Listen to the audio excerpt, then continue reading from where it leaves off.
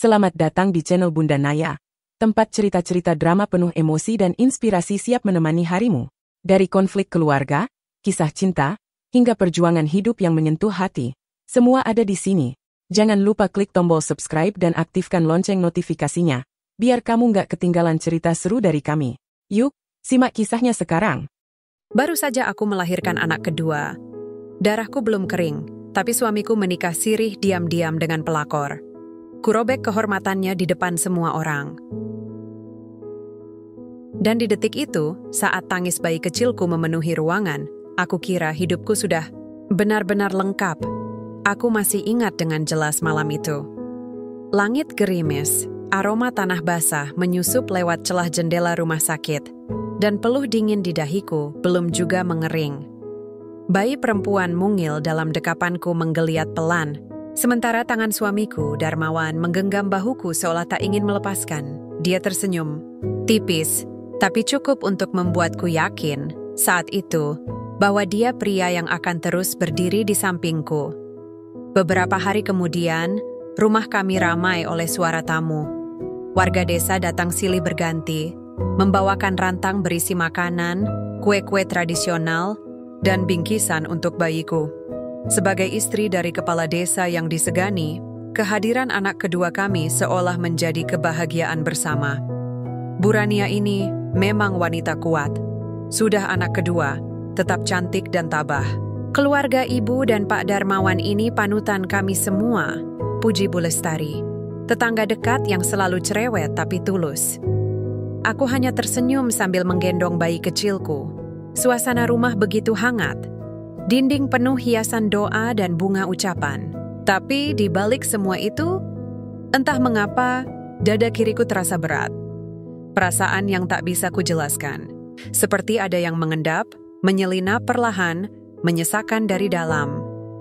Darmawan tak banyak bicara sejak kami pulang dari rumah sakit. Bahkan, saat banyak tamu datang, ia tampak lebih sering di luar, sibuk dengan urusan kantor desanya, katanya. Dulu, waktu anak pertama kami lahir, dia nyaris tak pernah beranjak dari sisiku. Tapi kini, bahkan ketika aku menggigil karena demam nifas, dia hanya menyuruh pembantu memanggilkan bidan. Dia pasti lelah, Ran. Tanggung jawabnya besar sekarang. Ujar ibuku mencoba menenangkanku saat aku mulai merasa ada yang berbeda dari suamiku. Aku mengangguk, memaksa hati untuk percaya, tapi firasatku menolak tenang. Ada sesuatu yang sedang disembunyikan Darmawan dariku. Wajahnya sering kosong saat menatap anak kami. Senyumnya seperti tempelan. Tak ada rasa. Malam-malamku pun sunyi. Di saat aku terbangun untuk menyusui atau mengganti popok, tempat tidur di sebelahku sudah dingin. Katanya, dia tidur di ruang kerja, agar tidak mengganggu tidurku. Tapi aku tahu persis, ini bukan tentang kenyamanan. Ini tentang jarak yang mulai terbentuk. Suatu malam, aku mendengar suara ponselnya bergetar terus-menerus. Saat kulirik dari kejauhan, nama yang muncul di layar membuatku menahan napas. Livia, Posko Sosial. Nama itu asing, tapi entah kenapa terasa mengancam. Apalagi melihat bagaimana Darmawan segera mengambil ponselnya dan keluar rumah tanpa sepatah kata pun. Aku hanya bisa menatap pintu yang menutup perlahan di belakangnya. Lalu kembali duduk di samping boks bayi kami yang terlelap dalam damai. Kamu tahu, Nak, bisikku pada si kecil. Kadang, yang paling menyakitkan itu bukan pengkhianatan. Tapi saat orang yang kamu percaya mulai pandai menyembunyikan sesuatu. Dan, malam itu, untuk pertama kalinya, aku menangis bukan karena lelah melahirkan, tapi karena takut akan kebenaran yang mungkin sedang menungguku di balik rahasia suamiku. Aku pikir itu hanya perasaan sensitif pasca melahirkan, tapi ternyata tidak. Keesokan harinya, Darmawan bangun lebih pagi dari biasanya. Ia tak menatapku ketika mengenakan kemejanya, bahkan tak menyentuh pipi bayi kami yang tidur tenang di boks. Ada rapat mendadak, katanya singkat, sebelum menghilang di balik pintu rumah. Tidak ada kecupan di keningku. Tidak juga senyum kecil yang biasa ia berikan saat pamit pergi kerja. Hanya suara sepatu dan deru motor dinasnya yang perlahan menjauh. Sunyi dan dingin, seperti udara di dadaku pagi itu. Hari-hari berikutnya pun tak jauh berbeda. Darmawan pulang semakin malam, bahkan terkadang tidak pulang sama sekali. Alasannya beragam: musyawarah desa, urusan mendesak di kecamatan, inspeksi mendadak ke posko bantuan. Tapi nadanya hambar. Tidak lagi seperti dulu saat ia bercerita dengan semangat tentang rencana pembangunan jembatan desa atau distribusi bantuan beras. Aku hanya bisa diam karena tubuhku masih belum sepenuhnya pulih. Luka bekas operasi masih nyeri saat ku gerakan. Dadaku juga terasa berat karena produksi IC yang belum stabil. Tapi yang paling menyakitkan adalah aku merasa sendirian. Di rumah kami sendiri. Curiga? Tentu saja aku curiga. Tapi setiap kali ingin bertanya, mulutku seakan terkunci oleh rasa lelah. Belum lagi 2 anak kecil yang butuh perhatianku setiap jam. Aku bahkan nyaris tak punya waktu untuk duduk sebentar, apalagi menginterogasi suami sendiri. Namun, tubuh tak bisa berbohong. Suatu malam, saat menyusui, aku mendapati tanganku gemetar. Bukan karena kelelahan, tapi karena kegelisahan. Setiap detik Darmawan tidak di rumah, pikiranku mulai menciptakan berbagai kemungkinan buruk, apalagi ketika aku memergoki percakapannya dengan seseorang lewat telepon. Ia terdengar tegang, suaranya diturunkan sepelan mungkin, tapi aku menangkap sepenggal kalimat, "Tenang, aku sudah bilang ke Rania kalau ini urusan kantor." Dia nggak tahu apa-apa, jantungku serasa berhenti berdetak sesaat.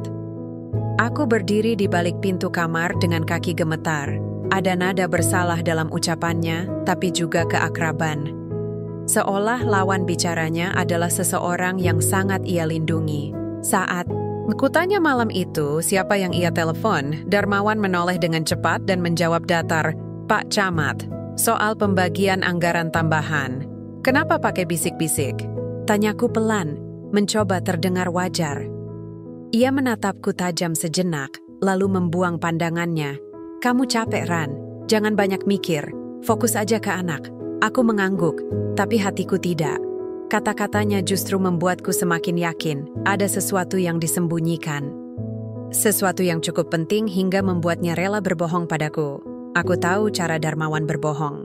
Ia akan berbicara pelan, tanpa banyak detail, dan menutup pembicaraan secepat mungkin. Dan semua itu sudah ia lakukan malam itu. Malam-malam berikutnya, perasaanku semakin buruk. Kadang aku terbangun tengah malam dan tempat tidur di sebelahku kosong. Kadang aku temukan aroma parfum asing menempel di kerah bajunya, bukan aroma sabun yang biasa kupilihkan. Kadang juga ia terlihat terburu-buru membersihkan pesan-pesan di ponselnya saat aku mendekat. Tapi aku belum punya cukup kekuatan untuk membuktikan semuanya. Belum sekarang. Aku hanya bisa menatap langit-langit kamar sambil menggendong bayi kecilku dan bertanya-tanya, siapa sebenarnya wanita bernama Livia itu? Karena aku tahu satu hal, Darmawan berubah. Dan perubahan itu bukan karena lelah, bukan karena bau bekerja, tapi karena ada hati lain yang mulai ia jaga. Bukan aku. Dan untuk pertama kalinya, aku menulis sebuah kalimat di buku harianku. Jika suatu hari aku kuat, aku akan mencari tahu semuanya.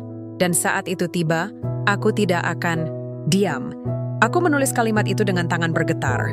Tidak pernah kusangka, hanya seminggu setelahnya, aku mulai menemukan potongan-potongan kecil dari teka-teki besar yang perlahan menghancurkan hidupku. Hari-hari di rumah kami terasa seperti berada di tepi jurang. Sunyi, tegang, tidak ada suara. Tertawa anak-anak yang lepas seperti dulu, tidak ada pelukan hangat dari suamiku yang dulu menemaniku bahkan saat demam ringan. Yang tersisa kini hanya tatapan kosong, percakapan seperlunya, dan suara pintu rumah yang selalu ditutup terlalu keras. Darmawan makin sering pulang larut malam, kadang lewat tengah malam, kadang bahkan subuh, lalu langsung mandi dan berangkat lagi. Tapi bukan hanya jam pulangnya yang membuatku curiga, melainkan cara dia tersenyum sendiri saat melihat ponselnya, lalu menyimpannya cepat-cepat ketika aku pernah suatu malam aku bertanya pelan, "Siapa yang sering chat malam-malam begitu, Mas?" Dia hanya melirik sebentar sambil mengenakan jaket. "Warga. Banyak laporan yang masuk. Namanya juga kepala desa." Aku diam. Tapi di hatiku, kalimat itu terasa hampa. Jawaban terlalu cepat biasanya pertanda kebohongan yang sudah siap. Malam itu, Darmawan lupa membawa laptopnya. Biasanya, dia membawa ke ruang kerja kecil di pojok rumah. Tapi kali ini tertinggal di meja makan. Aku ragu. Tanganku sempat menggantung di atas keyboard. Tapi kemudian teringat bayi kami yang menangis semalaman karena demam. Dan teringat bagaimana Darmawan bahkan tidak menoleh. Kalau memang tidak ada apa-apa, kenapa harus sembunyi-sembunyi? Gumamku pelan. Dengan jantung berdegup tak karuan, aku buka laptopnya. Untung tak terkunci. Folder dokumen terbuka di halaman terakhir. Laporan pengeluaran pribadi. Aku klik. Awalnya, hanya terlihat daftar angka dan tanggal. Tapi mataku langsung terpaku saat melihat nama yang tertulis berkali-kali. Livia Anastasia. Ada bukti transfer. Nominalnya tidak besar, tapi dilakukan rutin. Setiap 2 minggu. 3 juta, 2,5 juta, 4 juta. Semuanya dengan catatan. Untuk kebutuhan, biaya kos, atau lebih aneh lagi, cicilan sepeda motor. Tanganku langsung dingin. Aku buka tab lain. Email. Di sana, aku temukan balasan-balasannya terhadap email dari Livia. Salah satunya, berisi file, foto rumah kontrakan dengan caption, yang ini lebih nyaman, sayang. Dekat juga dari tempat kerja, sayang. Kata itu mengiris jantungku. Aku tutup laptop perlahan. Jantungku masih berdegup kencang. Tapi aku belum siap. Belum siap. Menuduh. Belum siap menghadapi kemungkinan yang dari dulu kutakuti. Bahwa ada wanita lain. Dan mungkin hubungan itu bukan sekadar selingkuh. Keesokan paginya, aku mencoba bersikap biasa. Mengaduk bubur anak sambil menahan air mata, menyiapkan baju Darmawan seperti biasanya, bahkan membawakannya kopi hitam. Darmawan duduk di meja makan, membuka ponselnya sambil menyeruput kopi. Matanya berbinar. Banyak laporan pagi ini? Tanyaku sambil tersenyum tipis. Ia melirik sekilas. Iya, ribet. Ada warga ribut soal bantuan pupuk. Aku mengangguk, tapi hatiku justru ingin menjerit. Livia bukan warga kan, Mas? Rumah yang kau cicilkan itu bukan untuk bantuan pupuk, tapi untuk perempuan yang kau sembunyikan? Namun yang keluar dari bibirku hanya kalimat lirih, jangan terlalu capek ya, Mas? Sautnya pelan. Lalu ia berdiri, meraih kunci motornya. Aku pergi dulu. Setelah pintu tertutup, aku langsung terduduk. Tanganku gemetar. Wajahku terasa panas menahan marah dan kecewa. Tapi aku tahu satu hal. Ini baru permulaan. Jika benar Livia adalah pelakor itu, dan suamiku telah melakukan sesuatu di balik namaku, maka saatnya mendekatkan diri pada kebenaran. Pelan-pelan. Tanpa gegabah. Tanpa membuatnya curiga bahwa aku sudah tahu. Dan malam itu, untuk pertama kalinya, aku tidak menangis. Aku hanya duduk lama di depan cermin, menatap wajahku sendiri, dan berbisik pelan, aku tidak akan kalah. Kalimat itu masih terpatri di benakku, seperti mantra yang kugumamkan setiap malam saat menatap pantulan wajahku di cermin. Tapi pada malam keempat setelah kutemukan bukti transfer itu, keyakinanku diuji dengan lebih kejam dari sebelumnya. Malam itu rumah begitu sunyi. Anak-anak sudah tertidur. Aku berada di kamar, pura-pura terlelap sambil memeluk bayi kami. Dari balik pintu yang tak sengaja terbuka sedikit, aku mendengar langkah kaki Darmawan di ruang tengah. Suaranya lirih, seperti sedang berbicara di telepon.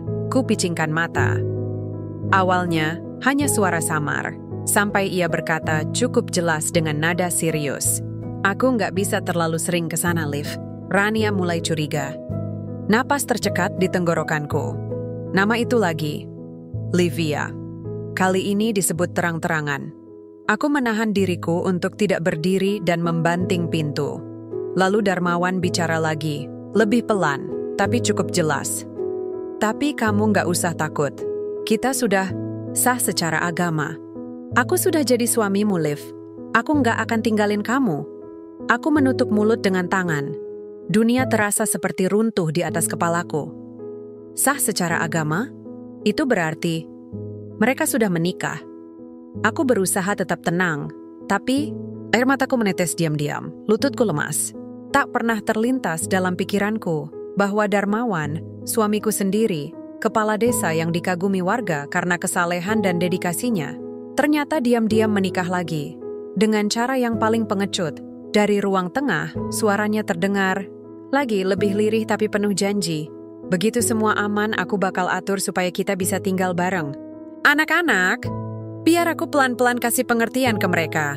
Rania, dia nggak akan tahu. Aku bisa kendalikan semuanya. Tanganku mencengkeram erat bantal bayi. Jantungku berdegup begitu cepat, nyaris tak karuan. Rasanya seperti tubuhku terlempar ke dalam kobaran api yang tak bisa kulihat, tapi terasa membakar dari dalam. Aku ingin menerobos keluar dan menampar wajahnya saat itu juga. Tapi tubuhku beku. Marah, kecewa, dan pengkhianatan bercampur menjadi satu, mengikat langkahku. Aku hanya bisa menahan napas dan membiarkan Darmawan menyelesaikan teleponnya. Beberapa saat kemudian, suara langkahnya menghilang ke kamar mandi. Aku menatap bayiku yang terlelap di gendonganku, lalu mencium keningnya pelan. Maafin ibu. Ya, nak. Ibu nggak tahu ternyata ayahmu lebih pilih perempuan lain saat kamu baru lahir. Suara air mengalir dari pancuran kamar mandi. Tapi di telingaku, yang terus terngiang hanya kalimat itu. Kita sudah sah secara agama. Keesokan harinya, aku mencoba bersikap biasa. Tapi mataku tak bisa menyembunyikan bekas tangis. Aku melihat Darmawan mencuri pandang padaku. Mungkin curiga aku mendengar sesuatu. Tapi ia tetap bersikap tenang, seolah semalam tak terjadi apapun. Saat sarapan, aku memecah keheningan dengan nada datar. Mas, percaya nggak kalau semua rahasia pasti punya masa kedaluarsa?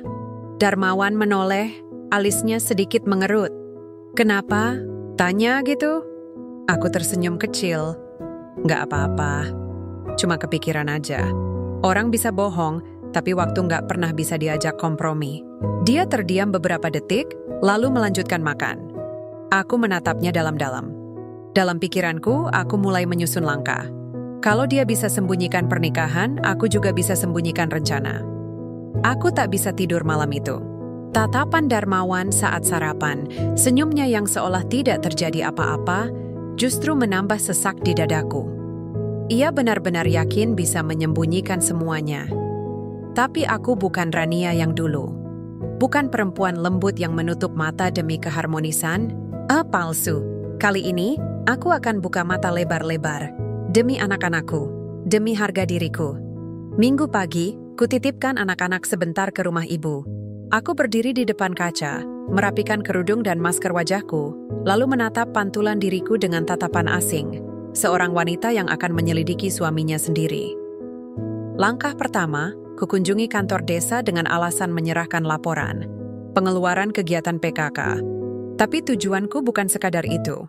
Aku mengamati sekeliling. Ruang kepala desa kosong. Asisten Darmawan, Pak Andri, sedang mengetik di depan komputer. Ada Ibu Livia hari ini? Tanyaku santai. Pak Andri mendongak. Loh, Bu Rania nggak tahu, Bu Livia sudah nggak aktif lagi sejak 2 bulan lalu. Dia pindah rumah juga. Katanya sekarang tinggal dekat daerah Banyu Luhur. Aku berpura-pura heran. Wah, padahal dulu dia rajin banget ya. Pak Andri tertawa kecil. Iya. Dulu dekat sekali sama keluarga kepala desa ya, Bu. Aku menunduk, pura-pura tersenyum. Tapi dalam hati, jantungku berdegup kencang. Jadi benar, Livia, relawan sosial yang dulu sering datang ke rumahku, ikut bantu saat pengajian, yang pernah kugandeng saat jalan kaki ke acara posyandu, dialah wanita itu. Wanita yang kini menyebut suamiku dengan sebutan sayang. Malamnya, setelah anak-anak tidur, aku membuka kembali laptop Darmawan yang kusalin datanya diam-diam ke flash disk seminggu lalu. Di folder tersembunyi, kutemukan rekaman suara. Mas, aku takut Rania curiga. Tenang aja, Liv. Kita nikah sah, bukan dosa. Aku yang tanggung semuanya. Suara Livia begitu familiar. Membuat perutku mual. Aku tak tahan mendengarnya terlalu lama. Tapi aku tahu, ini bukti kuat. Aku mencatat tanggal, nama, dan mulai membuat salinan semua rekaman dan dokumen di flash disk baru. Aku menyimpannya di tempat yang bahkan Darmawan takkan duga, dalam kaleng biskuit kosong di lemari obat anak-anak. Keesokan harinya, aku kembali menelusuri informasi. Diam-diam kuhubungi seorang teman lamaku di bagian administrasi KUA desa tetangga. Percakapan kami berlangsung pelan, penuh bisik. Apa bisa aku minta tolong, Rahma? Cek apakah nama Darmawan tercatat pernah menikah lagi secara agama di sana? Temanku, itu sempat ragu. Kalau nikah sirih biasanya nggak tercatat resmi, Ran. Tapi kadang ustadz yang menikahkan menyimpan catatan informal. Aku menggigit bibir. Tolong ya, aku butuh tahu. Ini soal rumah tanggaku. 2 hari kemudian, Rahma menghubungiku lewat pesan. Nama Darmawan dan Livia tercatat dalam buku catatan nikah siri milik Ustadz Syaiful. Tanggal 3 bulan lalu. Kupeluk bayi yang sedang tertidur di pelukanku sambil menahan air mata. Mas Darmawan, tegas sekali kamu. Saat aku baru melahirkan, saat darahku masih mengalir untuk melahirkan anak kita, kau malah mengucap akad dengan perempuan yang pernah kupanggil sahabat. Hari-hariku berubah menjadi pertunjukan sandiwara.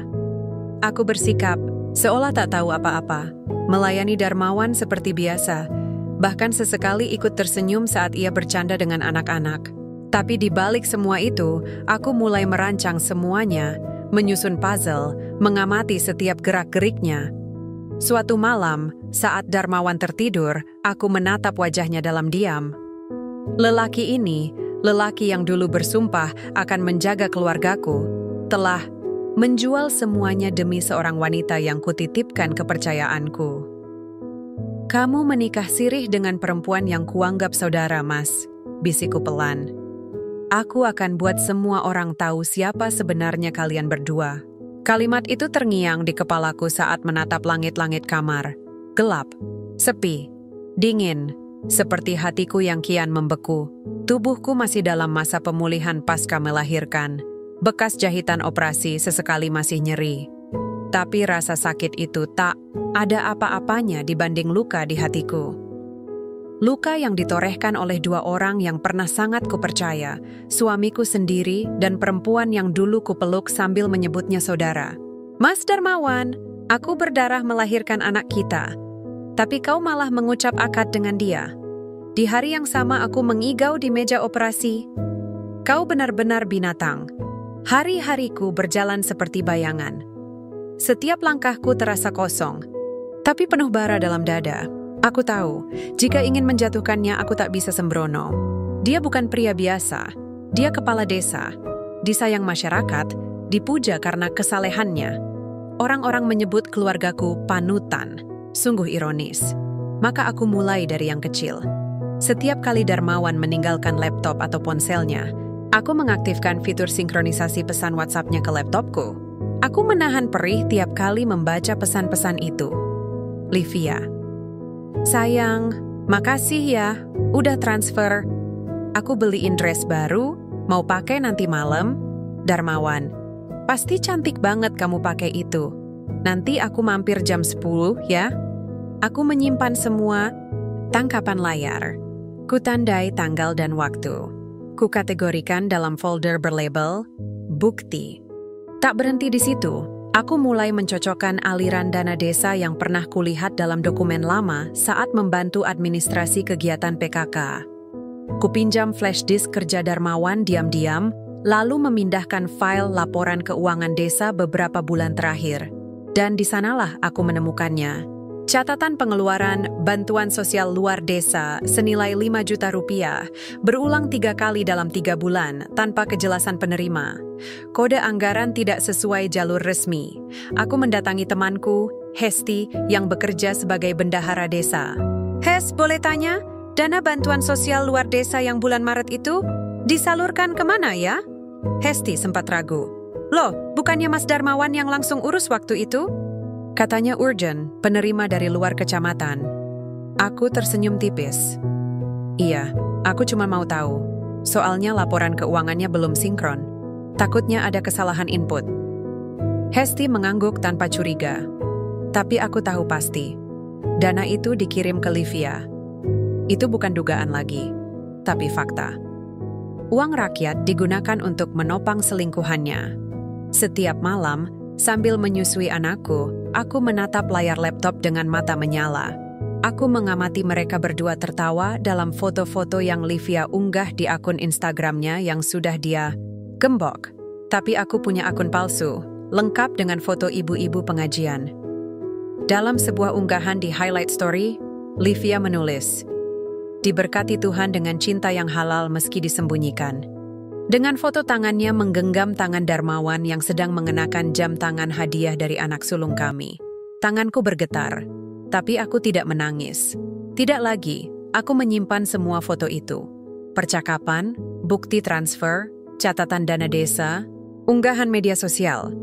Semuanya kusimpan dalam satu folder besar yang kini kugandakan dalam 3 flash disk, dan satu kutitipkan pada Yuni, adikku. "Kalau sesuatu terjadi padaku, buka ini," kataku pelan. "Dan pastikan semua isinya sampai ke kepala camat, ke pihak media, bahkan ke polisi kalau perlu." Yuni menatapku panik. "Kak Rania, ini apa? Astaga, ini..." Aku belum waktunya menjelaskan, Yun. Tapi nanti kamu akan tahu. Aku cuma butuh kamu simpan ini baik-baik. Hari-hari selanjutnya, aku bersikap biasa. Masih melayani Darmawan, masih memasak untuknya, masih duduk satu meja sambil menatap matanya yang semakin tak kukenali. Kalimat Darmawan malam itu masih terngiang-ngiang. "Aku ada rapat mendadak di kecamatan, mungkin nginap. Kamu jaga anak-anak." "Ya Ran." Aku hanya mengangguk sambil menyendokkan bubur ke mulut bayi kami. Tapi dalam hati, aku tahu persis kemana dia akan pergi malam ini. Aku sudah hafal pola alasannya. Selalu tentang rapat, dinas, mendadak, dan semua alasan klise yang dia pikir masih bisa membodohiku. Dan malam itu, aku tak akan tinggal diam. Dengan tubuh yang masih belum pulih sepenuhnya, aku menyiapkan tas kecil berisi pakaian bayi dan berkas-berkas bukti yang sudah kupersiapkan sebelumnya. Aku tak pergi sendiri. Aku ajak mertuaku, Ibu Darmawan, yang selama ini lebih banyak diam. "Bu, ikut saya malam ini? Ada sesuatu yang harus Ibu lihat sendiri." Ibu sempat ragu. "Memangnya ada apa, Rania?" "Mas Darmawan menikah lagi. Dan saya akan tunjukkan rumah istri keduanya malam ini." Matanya melebar. "Apa? Kamu yakin, Nak?" Aku tak menjawab. Aku hanya menatap matanya. Dalam, penuh luka yang kupendam. Dan akhirnya, ibu pun mengangguk pelan. Kami pun pergi diam-diam. Malam-malam, saat warga desa sudah terlelap. Perjalanan ke rumah itu hanya butuh 15 menit. Rumah kecil di pinggiran desa, tapi terlihat terawat dan penuh dekorasi manis. Renda putih, bunga plastik, dan papan nama kecil. Bertuliskan Livia and Dharma. Ya, dia bahkan menyematkan namanya di situ. Glamour. Untuk sorting trooper yang merebut suami orang. Gumamku sinis. Aku membuka gerbang tanpa ragu. Kudorong pelan pintu kayu yang tidak terkunci. Masuk perlahan. Langkahku mantap. Aku menggendong bayiku. Mertuaku menyusul dari belakang dengan mata yang terus menatap sekeliling. Syok dan gemetar. Suara musik lembut mengalun dari dalam rumah. Aroma masakan masih menguar dari dapur. Kupandangi interior rumah itu. Rapi, wangi, elegan dalam cara yang mencolok. Dan di ruang tamu terpajang foto Darmawan dan Livia dalam bingkai besar. Mereka tampak mengenakan pakaian adat, seperti pengantin, tersenyum bahagia. "Apa kamu lupa, Mas? Saat foto kita dulu kau sembunyikan karena alasan privasi." Langkah kaki terdengar dari arah dapur, dan muncullah Livia. Mengenakan daster, satin merah muda, rambut dikonde. Wajahnya kaget luar biasa saat melihatku berdiri di sana, lengkap dengan bayi dan ibu mertua di sisi. Rania? Astaga, kamu ngapain di sini?" Aku tersenyum dingin. "Rumah ini milik siapa?" tanyaku pelan. "Atau aku harus bertanya, sejak kapan kau jadi istri dari suamiku, Livia?" Livia mundur selangkah. Napasnya mulai tak beraturan. "Ibu," mertua maju ke depan. Tangannya gemetar menunjuk ke arah foto. Ini betul, Livia? Kamu dan Darmawan?" Livia menunduk. Tapi kami menikah secara agama, Bu.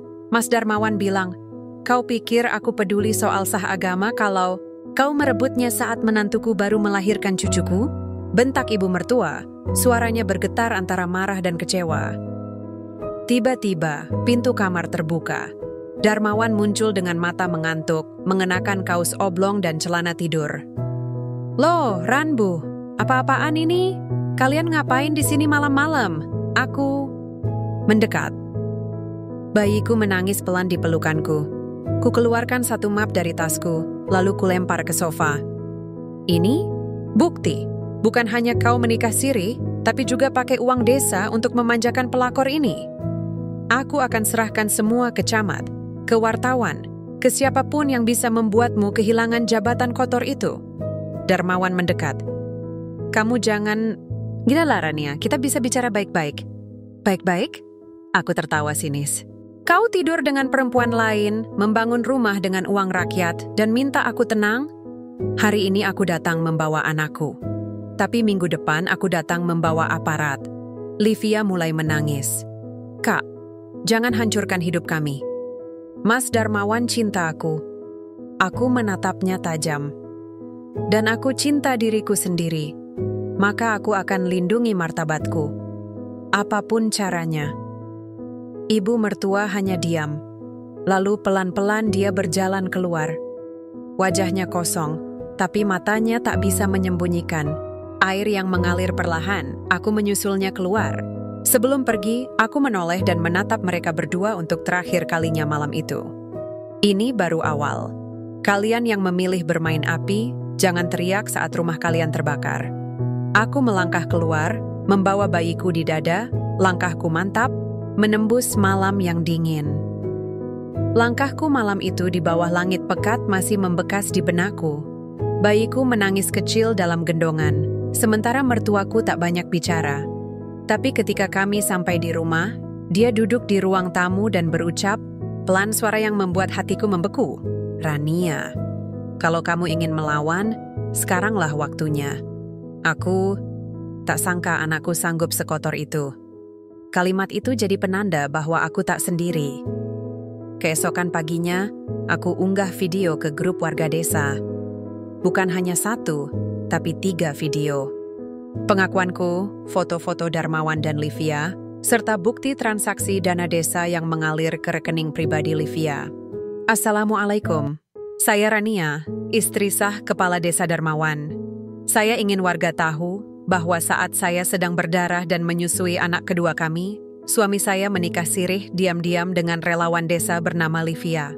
Lebih parahnya lagi, uang dana desa yang seharusnya untuk masyarakat dipakai untuk memanjakan istri keduanya. Aku tidak menangis di video itu. Suaraku datar, tapi tajam. Tatapanku lurus ke kamera. Dan setelah video itu tayang, hanya butuh 2 jam sampai grup WhatsApp desa meledak. Masya Allah, kepala desa bisa-bisanya begitu. Beneran itu? Ya Allah, kasihan Bu Rania. Itu rumah yang katanya bangun dari uang sendiri, pantas saja cepat jadi. Tak butuh waktu lama untuk video itu tersebar keluar grup. Mulai masuk ke akun Facebook komunitas desa. Lalu ke akun TikTok warga yang sering update soal kegiatan sosial. Viral siang itu, kulihat Darmawan muncul di kantor desa, mukanya pucat pasi. Kumisnya tak terurus, dan ia hanya berdiri di depan meja staf sambil bicara dengan suara setengah bergetar. Tolong hapus semua berita itu. Ini pencemaran nama baik. Tapi satu staf menatapnya dengan ekspresi jijik. Pak, itu istri Bapak sendiri yang ngomong. Bukti-buktinya juga jelas. Kami udah lapor ke kecamatan. Kepanikan mulai merambat ke seluruh tubuh Darmawan.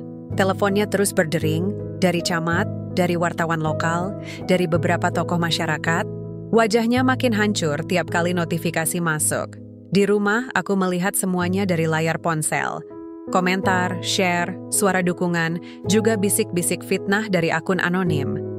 Jangan-jangan Bu Rania cuma sakit hati karena dimadu. Kalau suami selingkuh, mungkin karena dia kurang perhatian. Tapi komentar seperti itu tak menggoyahkanku sedikit pun. Fitnah, aku akan jawab semuanya di forum warga minggu depan, kataku lirih sambil menyusui bayiku. Tunggu saja Darmawan, aku belum selesai. Sementara itu, Livia menghilang. Rumah kontrakan tempat dia tinggal bersama Darmawan sepi. Jendela tertutup rapat. Warga yang lewat hanya bisa menatap sambil berbisik-bisik. Katanya lari ke kota. Takut dituntut, kata seorang ibu di warung. Pakai uang rakyat buat hidup enak, lalu kabur? Gila ya. Nama Darmawan yang dulu dielu-elukan kini diludahi warga sendiri. Sore itu, aku keluar rumah untuk beli kebutuhan bayi di warung. Warga menatapku dengan sorot mata campur aduk. Ada yang tersenyum simpati, ada yang menepuk pundakku. Bu Rania, sabar ya. Kami semua sekarang tahu siapa yang benar. Aku mengangguk. Terima kasih, Bu. Tapi ini belum selesai. Biar semuanya terang benderang. Malamnya, Darmawan muncul di depan rumah. Sendirian. Wajahnya kusut, seperti orang yang belum tidur 2 hari. Matanya merah. Ia berdiri di depan pagar, tak berani masuk. Rania, aku cuma minta kita bicara baik-baik. Kita bisa selesaikan semua ini di rumah tanpa drama. Aku berdiri di balik pintu. Kau bilang ini drama, lalu yang kau lakukan waktu aku di rumah sakit melahirkan, dan kau sedang tidur dengan perempuan itu apa? Dia diam, tak bisa menjawab. Pergi Darmawan, sekarang bukan giliranmu. Bicara, sekarang giliran aku.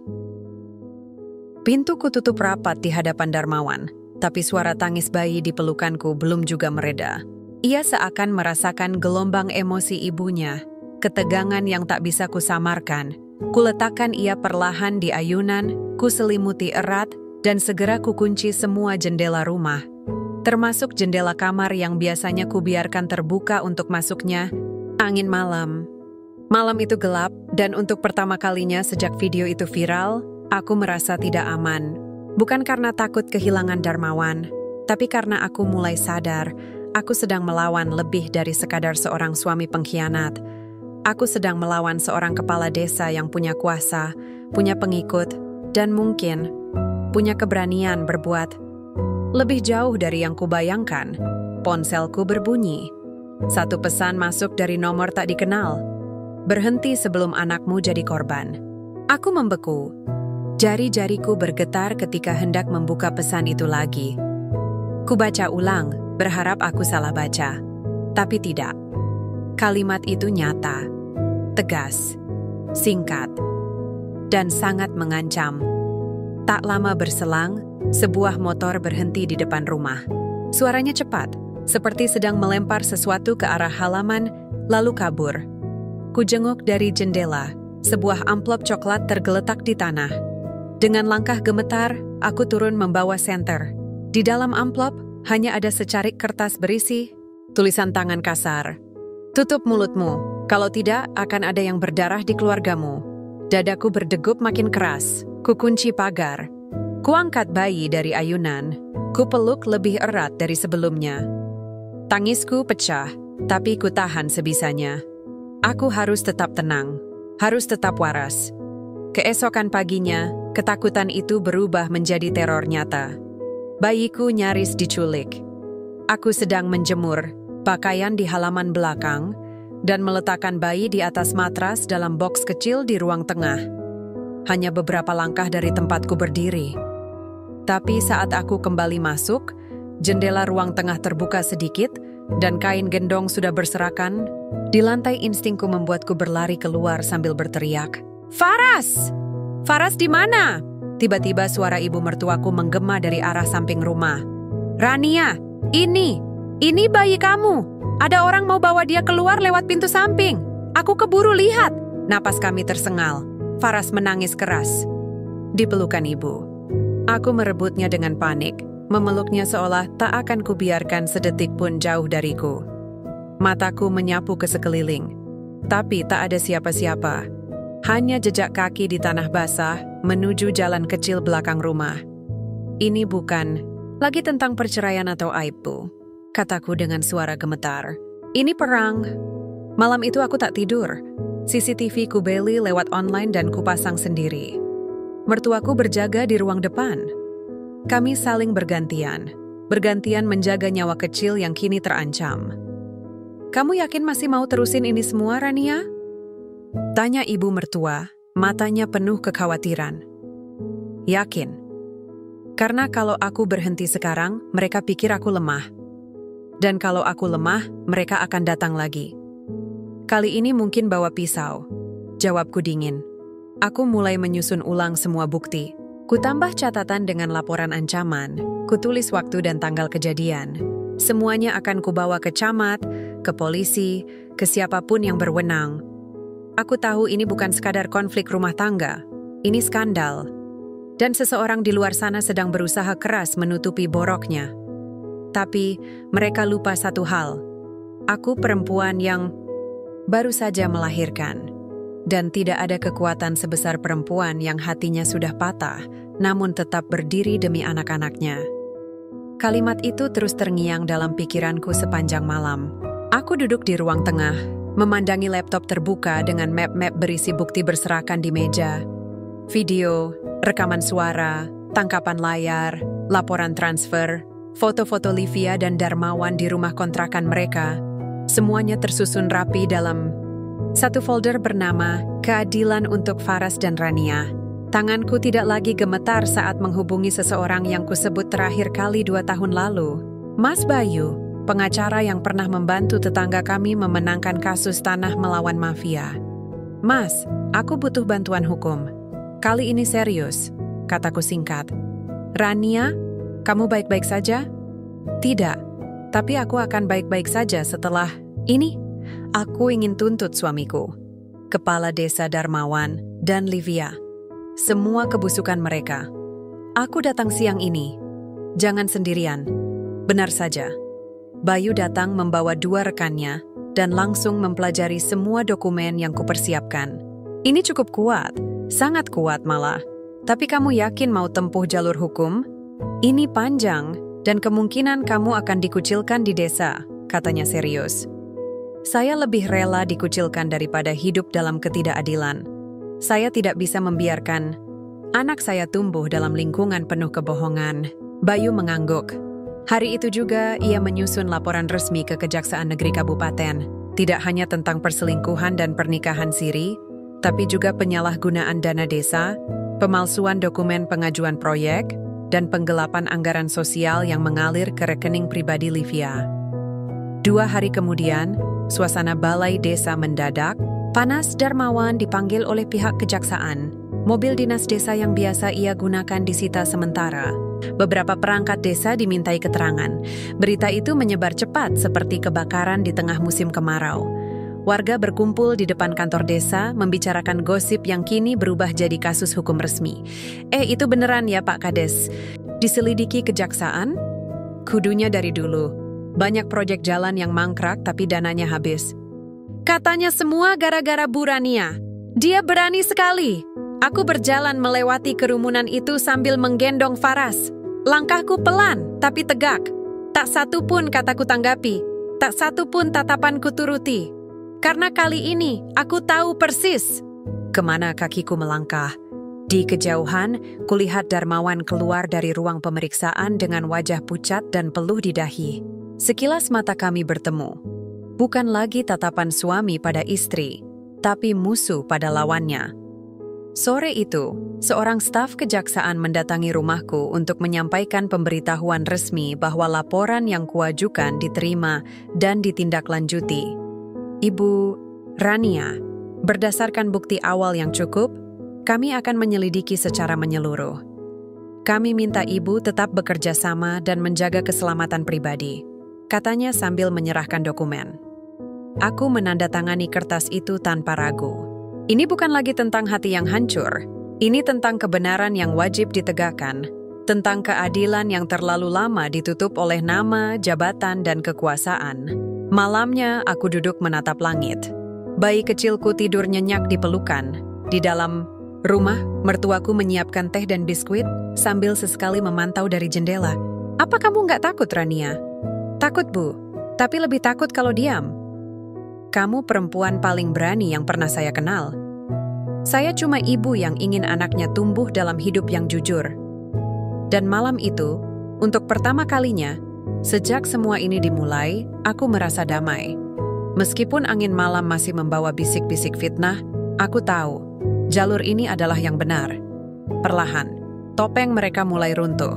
Dan kebenaran, bagaimanapun caranya, akan selalu menemukan jalan keluar. Pagi yang semula tenang berubah jadi tegang saat pengumuman resmi dari pihak kecamatan disampaikan lewat pengeras suara di balai desa. Aku yang sedang menyuapi Faras, terdiam. Mertuaku menoleh dari arah dapur, matanya langsung menangkap getaran di tanganku. "Itu? Suaranya Pak Camat?" tanya beliau dengan nada tegang. Aku mengangguk. Sepertinya hari ini, keputusan dijatuhkan. Di balai desa, warga berdesakan. Ada yang membawa ponsel untuk merekam. Ada pula yang sekadar ingin melihat akhir dari drama yang beberapa pekan terakhir menyedot perhatian satu kampung. Tak sedikit juga yang mulai berani berbisik lantang. Pantas aja banyak proyek mandek. Padahal tampangnya alim, ternyata licik. Istrinya itu, Rania, luar biasa kuat. Kita harus dukung dia. Pukul 11 di Alzi tepat. Mobil dinas kecamatan tiba. 3 orang pejabat turun, diikuti 2 staf dari inspektorat daerah. Mereka langsung menuju podium kecil di depan kantor desa, disambut ketua BPD dan beberapa tokoh masyarakat. Kami sampaikan dengan berat hati bahwa berdasarkan hasil investigasi dan proses hukum yang sedang berjalan, Saudara Darmawan resmi dicopot dari jabatannya sebagai kepala desa mulai hari ini, ucap perwakilan kecamatan. Suara itu menggema, ada yang bersorak kecil. Ada pula yang langsung menelepon kerabat untuk menyebarkan berita. Tapi yang paling menyesakkan adalah ketika Darmawan sendiri muncul dari balik pintu belakang balai desa. Dia mengenakan batik lusuh, tanpa lencana, tanpa senyum. Matanya merah, bukan karena menangis, tapi karena terbakar amarah. Dia melirik ke sekeliling dan akhirnya tatapannya jatuh padaku yang berdiri di ujung kerumunan, menggendong bayi kami. "Kamu puas sekarang, Rania?" Suaranya serak, terdengar jelas meski pelan. Aku balas menatapnya. "Belum, tapi ini awal yang baik." Setelah pengumuman itu, Darmawan berjalan keluar, diiringi teriakan warga yang kesal, dan beberapa ibu yang dulunya pendukungnya kini mencaci. Kami titip desa ke tangan yang benar, bukan pengkhianat keluarga. Bayangkan, dana bantuan malah masuk ke rekening perempuan simpanan. Aku melangkah menjauh, tapi rasa di dalam dada belum tuntas. Penuh campur aduk, ada lega, ada cemas, ada takut. Tapi satu hal yang ku tahu pasti, ini belum selesai. Sore itu, aku kembali didatangi Mas Bayu. Ia membawa salinan surat resmi pemberhentian Darmawan.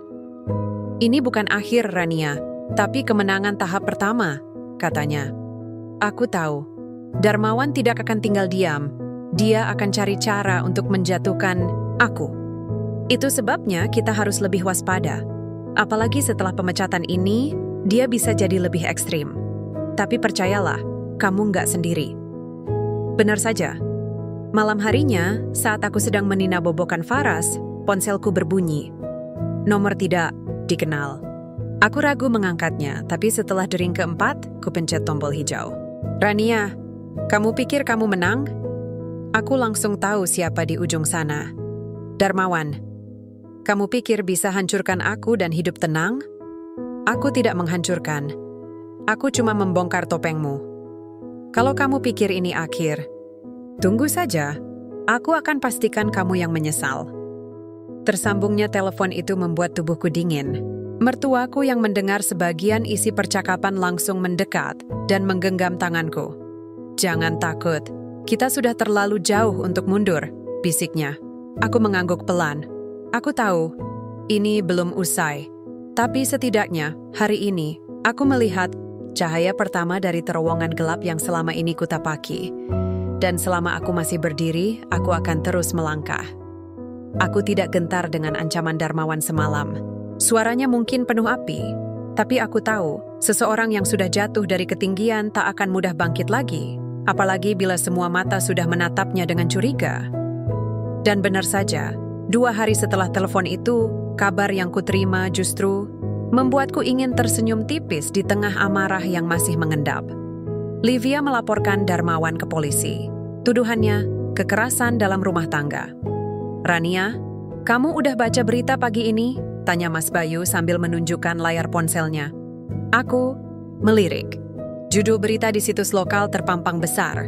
Mantan kepala desa dilaporkan istri sirihnya atas dugaan kekerasan. Aku membaca cepat isi beritanya. Livia disebut mengalami luka lebam di lengan dan punggung. Dia mengaku dipukul setelah bertengkar soal uang yang katanya tak kunjung ditransfer lagi. Dia pikir cinta bisa dibeli selamanya, gumamku, lirih. Mas Bayu mengangguk. Atau mungkin dia cuma mencintai uangnya. Sore harinya, aku dihubungi pengacara yang mendampingi perkaraku. Ia mengabarkan hal penting. Putusan pengadilan soal hak asuh anak. Ibu Rania, setelah mempertimbangkan rekam jejak Bapak Darmawan dan kondisi psikologis anak-anak, pengadilan mengabulkan permintaan ibu untuk mendapatkan hak asuh penuh. Ujar suara di seberang. Aku terdiam, ingin menangis. Terima kasih, Pak. Terima kasih banyak. Setelah panggilan itu, aku duduk di kamar anak sulungku, Fathan, dan memeluknya erat. Faras juga kubaringkan di samping kami. Hatiku terasa ringan, meski belum sepenuhnya damai. Setidaknya aku tidak perlu lagi khawatir anak-anakku direbut paksa oleh pria yang bahkan tega membagi cintanya pada dua perempuan. Keesokan harinya, kabar tentang laporan Livia semakin membesar. Warga mulai berbicara dengan nada berbeda. Yang dulu membela Darmawan, kini berpaling. Ternyata bener ya, Rania dari awal nggak ngada-ngada. Livia juga, masa ia baru sekarang nyadar Darmawan itu berbahaya? Aku hanya mendengarkan dari kejauhan. Tak ingin ikut mengadu mulut atau merasa menang. Tapi diam-diam, aku menulis semuanya dalam buku catatanku. Setiap kejadian, tanggal, nama, bukti. Untuk berjaga jika Darmawan melakukan langkah berbahaya, berikutnya. Satu malam, saat hujan deras mengguyur desa, Darmawan datang ke rumah orang tuanya. Suaranya terdengar dari luar, gaduh dan penuh emosi. Aku ditendang dari semua sisi, Bu. Kamu yang membuat dirimu sendiri hancur, Wan, sahut ibu mertuaku tegas. Livia melapor ke polisi. Aku dituduh nyiksa, padahal cuma didorong sekali. Dan kamu pikir itu nggak termasuk kekerasan? Ibu juga sekarang bela Rania? Bukan soal bela siapa, ini soal benar dan salah. Aku mengintip dari balik jendela. Darmawan tampak lusuh, rambut acak-acakan, wajah pucat. Dia menatap ke arah rumahku dengan sorot tajam. Tapi aku tidak sembunyi. Aku berdiri dan menatap balik. Diam, tapi tegas. Dia menunduk. Kemudian pergi. Setelah malam itu, rumah tangga sirihnya benar-benar bubar. Livia pindah kota, membawa luka dan rasa bersalah, katanya. Darmawan mulai jarang muncul. Beberapa orang bilang dia bersembunyi dari kejaran polisi karena kasus dana desa yang belum selesai. Sedangkan aku mulai merajut ulang hidupku. Pelan, tapi pasti. Ibu, besok kita ke taman, ya? Iya, sayang, kita main sepuasnya.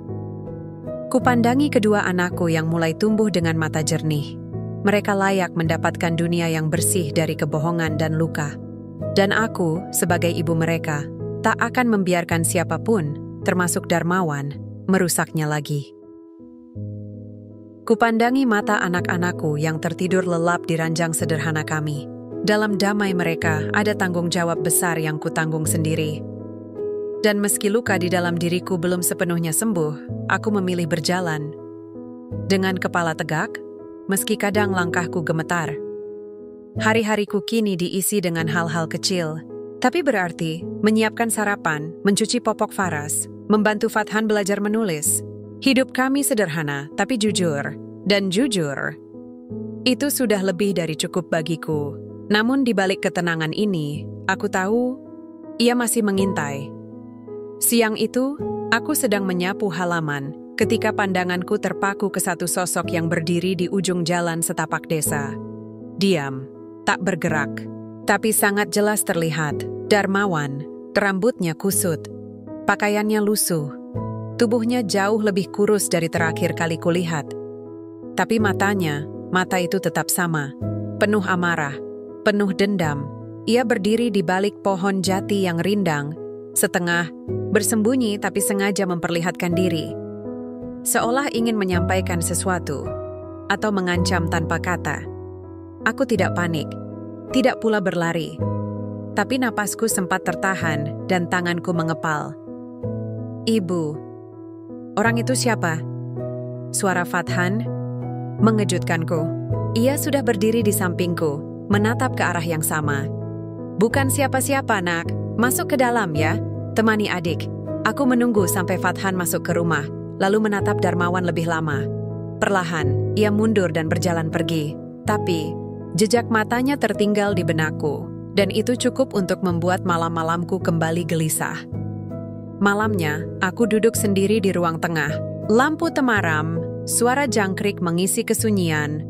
Kupandangi album foto lama, satu halaman berisi potret keluarga yang dulu tampak sempurna. Aku hampir membuangnya, tapi tidak. Foto itu tetap kusimpan, sebagai pengingat bahwa kebenaran terkadang butuh waktu untuk menampakkan dirinya. Tiba-tiba, ponselku bergetar. Sebuah pesan masuk dari nomor tak dikenal. Kau kira sudah menang, Rania? Hati-hati, malam bisa menelan siapa saja yang merasa terlalu kuat. Aku menghapus pesan itu, tapi aku tahu ini belum benar-benar selesai. Pagi berikutnya, aku pergi ke balai desa untuk mengurus dokumen sekolah Fathan. Di sepanjang jalan, beberapa warga menegurku ramah dan hangat. Mereka kini tahu siapa diriku sebenarnya. Banyak yang diam-diam meminta maaf atas dulu yang membela Darmawan. Kami kagum sama Ibu Rania. Kuat banget, kata Bu Wulan, salah satu kader Posyandu. Saya bukan kuat, Bu, jawabku pelan. Saya cuman gak punya pilihan selain bertahan. Menjelang sore, aku berdiri di depan pagar rumah sambil menggendong Faras.